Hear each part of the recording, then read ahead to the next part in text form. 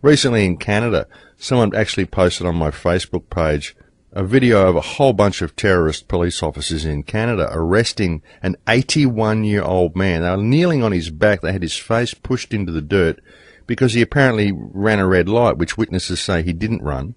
But there's like 2 or 3 police cars full of terrorist thugs in black uniforms, all terrorizing these people. And the real problem about it was that there were citizens standing by watching. All of the citizens should have gone to the aid of these people and prevented this type of thuggery from being carried out against the citizens by the terrorist police officers who were carrying it out. Because they are terrorists, folks. I've said before, the Oxford Dictionary definition of terrorism is violence or the threat of violence carried out against civilians as a means of coercion, often for political reasons.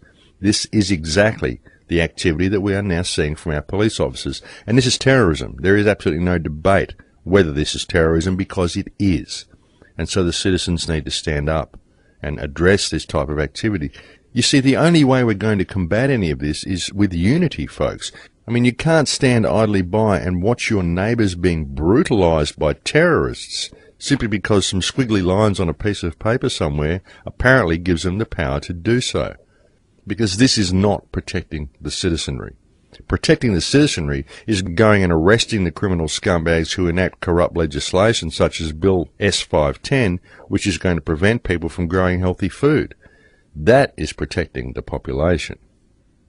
Law enforcement and blind obedience to whichever legislation is handed to you is not protecting the population. It's not doing the right thing. It's not thinking with your brain. It's not even being a human being.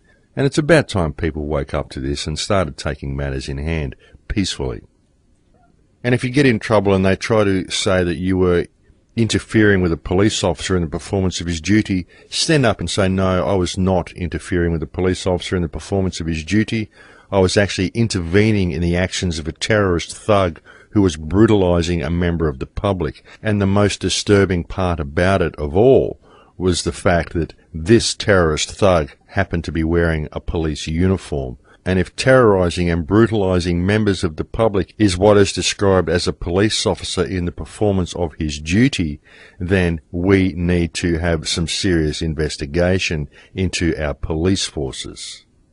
That's what I would be saying to them anyway.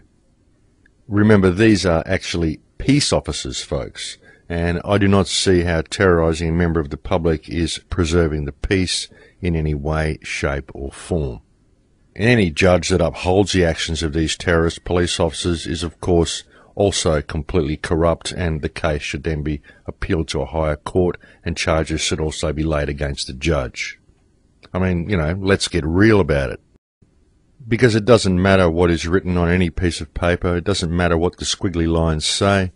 What matters is natural law. What matters is the protection of the population and the preservation of the rights of the population and the preservation of peace. And this is something that we are not seeing. And if laws have been put in place that deviate from these objectives, then we need to dismantle those laws and we need to find out which criminals enacted them. Because as I said, we need to get real about it, folks, and the reality is that all that actually exists is natural law. The rest of it is fiction. I mean, of course, you can't really blame these police officers for doing what they do because they're completely brainwashed. And I call them criminals all the time, but I call them criminals because what they are doing is basically criminal activity. But more than really being criminals, they're just stupid folks. I mean, these people are completely brainwashed and their brains simply don't work. I mean, let's face it, anyone that would behave in this manner against members of the public, especially elderly people, these people have dysfunctional brains, folks. They have mental disorders, and so you can't really blame them for what they're doing. You sort of have to feel sorry for them more than anything. I'd like to see groups of people just surrounding these situations and simply stepping in and intervening and not allowing the police to carry out their activities. But again, I don't wish to see any violence carried out against the police officers. You just need to come between these criminal brainwashed thugs and their prey, so to speak.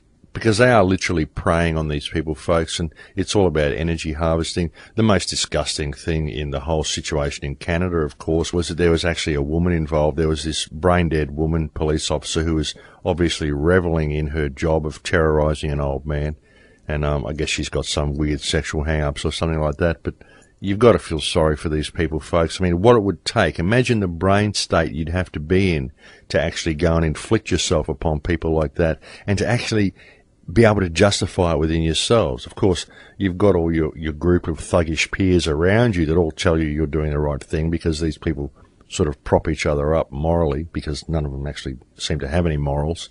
So there's kind of this club thing going on, you know, whoever's in the club is okay. But you really have to wonder about the mentality of these type of people, and what sort of woman it would take to be so far off the track and to want to do this to someone. It literally defies analysis, folks. These people obviously suffer from some of the most significant mental problems that we see anywhere within our society.